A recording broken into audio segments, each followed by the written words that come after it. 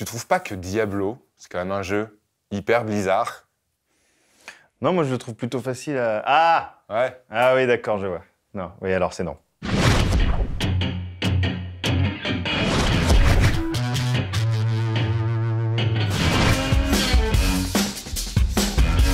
S'il y a une chose qui ne fait absolument aucun doute, c'est que la saga Diablo est un vrai repère dans l'histoire du jeu vidéo et que Diablo 2 reste à ce jour l'un des plus grands hack and slash, toutes plateformes confondues. L'autre certitude, c'est que le dernier épisode en date, Diablo 3, dont la toute première version est sortie en 2012, est sans conteste l'épisode le plus controversé de la saga. Si la critique professionnelle a tout de suite été emballée, le titre a en revanche divisé les fans d'entrée de jeu.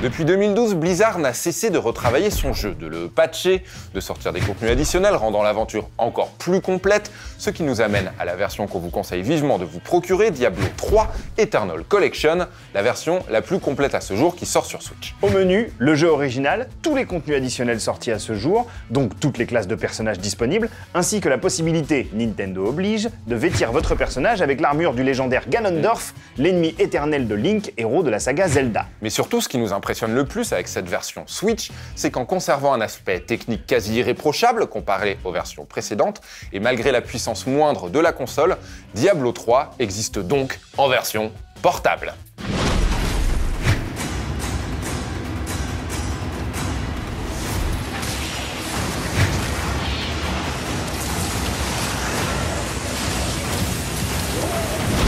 Et au final, c'est vraiment pas rien cette histoire de Diablo 3 Nomade. Le jeu est un monstre de contenu, virtuellement sans fin. Avoir accès à un univers aussi foisonnant sur une console portable, c'est un vrai rêve qui se réalise. Dans sa réalisation globale, le jeu s'avère plus convaincant techniquement que les versions Switch de Dark Souls et de Skyrim, deux jeux à l'ampleur pourtant similaire. Du côté des choses qui ne changent pas, Diablo 3 reste un jeu ultra addictif, à la direction artistique hyper aboutie et au rythme effréné.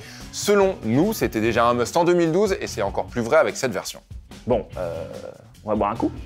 Je me ferais bien un petit Diablo menthe, moi.